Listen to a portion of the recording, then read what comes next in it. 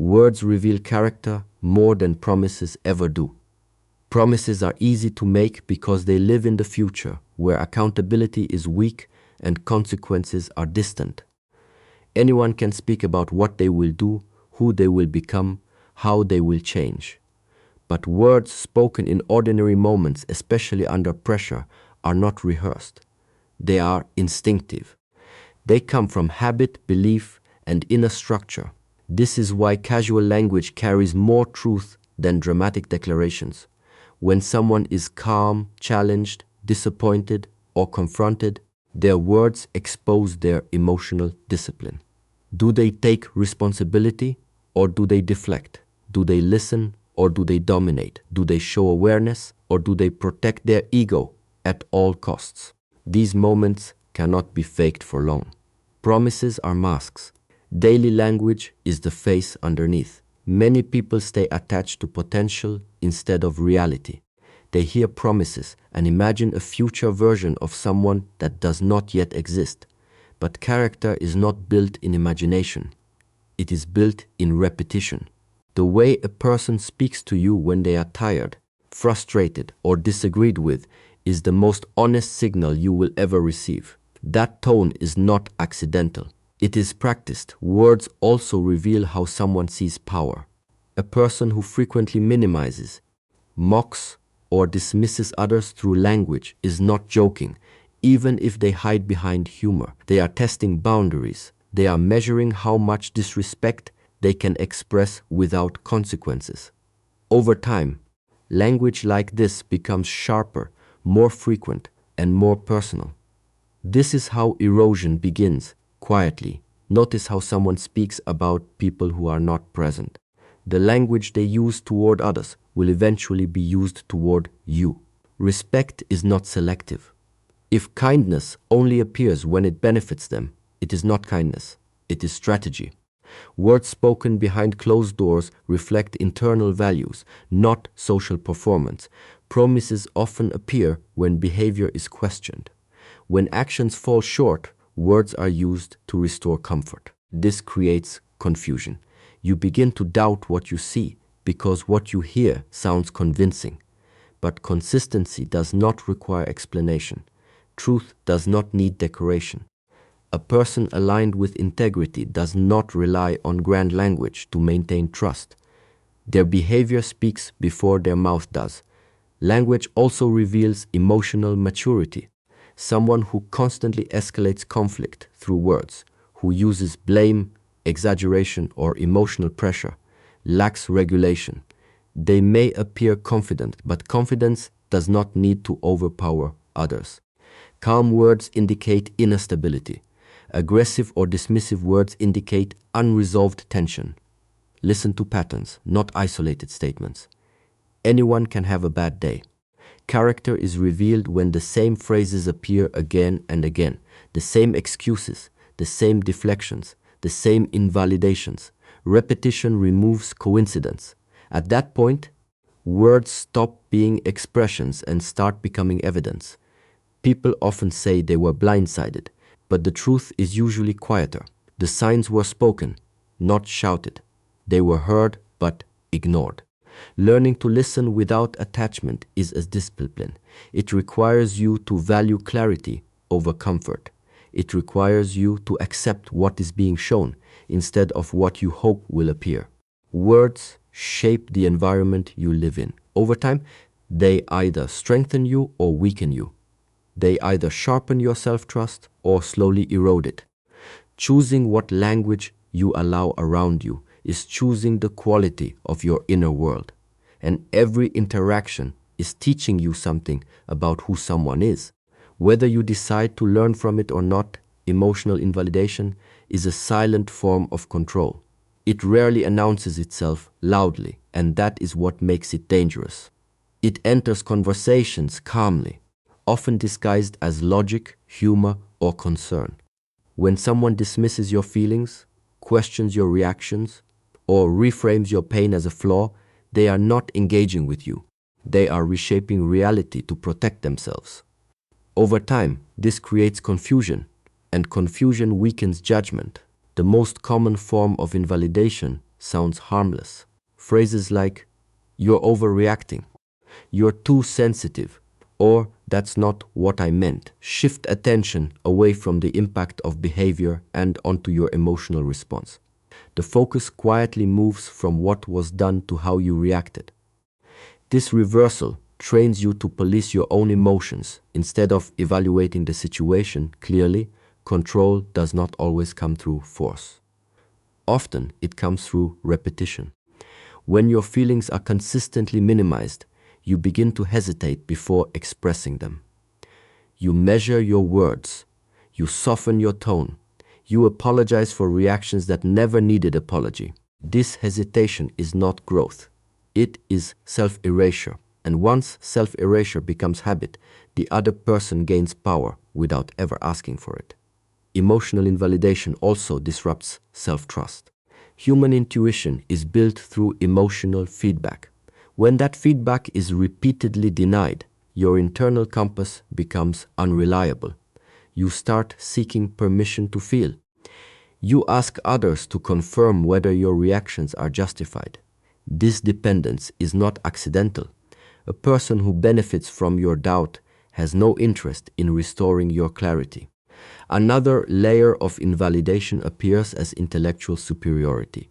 One person positions themselves as more rational, more logical, more emotionally evolved. They speak as if emotions are weaknesses rather than information. This creates hierarchy. One voice is elevated, the other diminished. But emotional awareness is not the absence of feeling. It is the ability to understand and respond to it without avoidance. Over time, invalidation rewrites the dynamic of a relationship. One person becomes the interpreter of reality. They decide what matters, what counts, what is reasonable. The other becomes a respondent, constantly adjusting, explaining, justifying. This imbalance is exhausting. It drains energy not through conflict, but through constant self-monitoring. Many people confuse this pattern with communication problems. They believe if they explain better, choose better words, stay calmer, things will change. But invalidation is not misunderstanding. It is refusal. Refusal to sit with discomfort. Refusal to take responsibility. Refusal to acknowledge another person's inner world. The damage of invalidation accumulates slowly. There is no single moment that demands escape. Instead, there is a gradual dulling. Confidence fades. Joy becomes cautious. Expression becomes filtered. You may still function, but you no longer feel fully present. The relationship continues, but the self within it grows smaller. Healthy connection does not require emotional agreement, but it requires emotional recognition. Two people can see things differently and still respect each other's experience. The absence of that respect is not neutrality. It is dominance in a quiet form. And quiet control is often the hardest to name, because it feels invisible while it is happening. The moment you recognize emotional invalidation, clarity begins to return. You stop trying to be understood by someone committed to misunderstanding. You stop explaining feelings to someone invested in dismissing them. Awareness restores choice, and choice restores power. Refusal to grow is a refusal to respect. Growth is not about perfection, nor is it about becoming someone else to please others. It is about awareness, responsibility, and the willingness to adjust when your actions cause harm. When a person openly rejects growth, they are not choosing stability. They are choosing comfort over connection. And comfort, when protected at all costs, becomes a barrier to respect. Every meaningful relationship applies pressure. Not destructive pressure, but the kind that reveals edges, habits, and blind spots. This pressure invites reflection. A mature individual uses it as feedback. They listen, pause, and examine themselves honestly. But someone who refuses to grow experiences this same pressure as an attack. Instead of asking what can be learned, they defend what already exists. Defense becomes routine. Reflection disappears. Statements that reject growth often sound firm. even confident. They are framed as self-acceptance, authenticity, or strength. But true self-acceptance includes accountability. True authenticity allows evolution. When a person says they will not change, what they are really saying is that your experience will never matter enough to influence them. That is not self-respect. That is self-centeredness. Over time, this refusal creates imbalance. One person adapts, reflects, and adjusts. The other remains unchanged. The adaptable one becomes exhausted. They carry emotional labor, conflict resolution, and compromise alone. The static one remains comfortable, reinforced by the other's effort. This dynamic is not equal, and inequality slowly erodes respect on both sides. Growth requires humility. It requires admitting limitations, mistakes, and patterns that no longer serve. A person who avoids growth often fears exposure. Change threatens the identity they cling to. So they lock themselves into rigid behavior and call it who I am. But identity is not fixed. Character is shaped by choices made repeatedly. Refusing to examine those choices is a refusal to mature. In relationships, growth is not optional. Even silence is a form of development. Every interaction either deepens understanding or increases distance. When someone refuses to grow, distance becomes inevitable. Emotional needs go unmet. Conflicts repeat without resolution. Conversations circle the same ground with no progress. The relationship stops evolving. Even as life continues to move forward, respect is demonstrated through effort. Not effort to perform, but effort to understand. A person who respects you will be curious about your perspective, even when it challenges them. They will not demand that you accept discomfort alone. They will meet you halfway. Growth is the mechanism that allows this meeting to happen.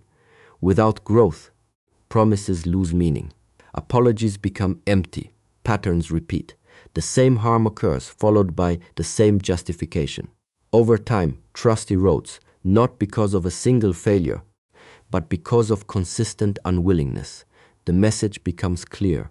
Comfort matters more than impact. Many people mistake endurance for loyalty.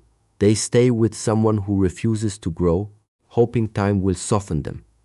But time does not change those who avoid reflection. It only reinforces patterns. Growth requires intention. Without it, the future will look exactly like the past. Choosing to walk away from someone who refuses to grow is not abandonment. It is alignment. Alignment with your values, your boundaries, and your sense of dignity. Respect begins with how you allow yourself to be treated. When growth is absent, respect cannot survive. Manipulation often hides behind the language of love. It rarely appears as cruelty at first. Instead, it arrives softly, wrapped in concern, affection, and emotional intensity. The words sound caring, but their function is controlling. They guide your choices, shape your behavior, and slowly redirect your boundaries without ever asking for permission. Because it feels like love, it is often defended long after it should be questioned. This form of manipulation uses emotional connection as leverage. Affection becomes conditional. Approval is given when you comply and withdrawn when you resist. Over time, you begin to associate harmony with obedience. Discomfort becomes something you try to avoid by adjusting yourself rather than addressing the behavior that caused it. This is how autonomy is gradually surrendered. Guilt is one of the most common tools used in this dynamic. Statements that tie your actions to proof of love create emotional pressure. You are no longer free to choose without consequence. Disagreement is framed as betrayal. Boundaries are reframed as rejection. Your right to say no becomes evidence that you do not care enough. In this environment, love stops being a shared experience and becomes a performance. Another subtle tactic is urgency. Love is used to rush decisions, escalate commitment, or bypass reflection. You are told to trust feelings over facts, emotion over time. When speed replaces understanding, manipulation thrives. Healthy connection allows space. It does not demand immediate sacrifice to prove sincerity. Language also plays a powerful role. Words like always and never exaggerate reality and trap you in extremes. Praise may be excessive at first, making you feel uniquely seen and valued. Later, that same intensity is used to make withdrawal feel devastating. The contrast creates dependence. You chase the version of love you were shown at the beginning, believing it can be restored if you try harder. Manipulation through love often isolates. Your concerns are dismissed, and outside perspectives are subtly undermined. Friends are portrayed as threats. Advice is framed as interference. You are encouraged to rely on one voice for clarity, comfort, and validation. Isolation does not always mean physical distance. It can exist emotionally, where your inner world becomes shaped by another's approval. What makes this pattern difficult to recognize is the absence of overt harm. There may be no shouting, no insults, no visible cruelty. Instead, there is confusion. You feel responsible for fixing tension you did not create. You question your intentions, your reactions, your worth. You explain their behavior more than your own needs. Love, in its healthy form, expands you. It does not require you to shrink to maintain it. It does not punish honesty or fear independence. It allows disagreement without threat. When language that claims love consistently leaves you feeling anxious, indebted, or afraid of loss, it is not nurturing connection. It is conditioning compliance. Awareness begins when you separate words from effects. Love should not cost you your voice. It should not require constant justification of your feelings. The moment affection becomes a tool rather than a bond, clarity becomes essential. Seeing manipulation clearly does not mean you are unloving. It means you are paying attention to the difference between care that frees and control that binds. Attacking your worth is a strategy to keep you trapped. It is one of the most effective forms of control because it does not rely on force, rules, or visible threats. Instead, it reshapes how you see yourself. Once self-perception is damaged, resistance weakens naturally. A person who benefits from your self-doubt does not need to hold you in place. You will do it yourself. This strategy often begins subtly. Small comments are framed as jokes, honesty, or concern. Your abilities are questioned. Your choices are criticized. Your past is used against you. None of it is presented as cruelty. It is presented as truth. Over time, these comments accumulate. They form a narrative that suggests you are difficult, flawed, or lucky to be tolerated. Repetition turns suggestion into belief. When worth is attacked, comparison is frequently used. You are measured against others, real or imagined. Someone else is always calmer, smarter, easier, more understanding. The comparison is not meant to inspire growth. It is meant to create inadequacy. When you feel replaceable, you cling. Fear of loss overrides self-respect. Another tactic is rewriting your strengths as weaknesses. Confidence becomes arrogance. Sensitivity becomes instability. Independence becomes selfishness. The very qualities that make you whole are reframed as problems. This inversion creates internal conflict. You begin to suppress what makes you authentic in order to avoid criticism. In doing so, you move further away from yourself. Isolation often follows. As self-worth declines, you withdraw from support. You stop sharing concerns because you anticipate dismissal. You avoid seeking reassurance because you have been taught you do not deserve it. This isolation strengthens the trap. Without reflection from others, the distorted narrative goes unchallenged. The most dangerous part of this strategy is how logical it can sound. You are told that the criticism is for your own good, that it is meant to help you improve, that honesty is painful but necessary. Growth, however, does not require humiliation. Feedback that degrades is not guidance, it is domination. As your confidence erodes, the balance of power shifts. Decisions become harder, boundaries become negotiable. You tolerate behavior you once would have rejected immediately. This tolerance is mistaken for patience or love, but it is rooted in fear. Fear that you are not enough. Fear that leaving means losing your only chance at connection. Over time, you may forget who you were before the erosion began. The version of yourself that trusted instincts, valued needs, and felt deserving of care becomes distant. You adapt to survive emotionally. You minimize pain. You rationalize disrespect. You stay because leaving feels riskier than enduring. Recognizing this pattern restores clarity. Worth is not something another person can give or take, but it can be obscured if you allow their voice to replace your own. The moment you question why you feel smaller in someone's presence, awareness begins to return, and awareness interrupts the trap. Walking away is an act of self-respect, not weakness. It is often misunderstood because it does not look dramatic. There is no need for confrontation, explanation, or victory. It is a quiet decision made internally when clarity replaces hope. Most people are taught to endure, to prove loyalty through tolerance, to mistake persistence for strength. But real strength is knowing when something is no longer aligned with who you are becoming. Staying is often easier in the short term. It avoids discomfort, loneliness, and uncertainty. Walking away requires facing the unknown. It demands trust in yourself rather than in familiar patterns. This is why many people remain in situations that drain them. Not because they do not see the harm, but because leaving challenges their identity. They fear being seen as someone who gave up, failed, or could not handle difficulty. Self-respect begins with listening to internal signals. Exhaustion, anxiety, and constant self-doubt are not signs of love or growth. They are indicators of misalignment.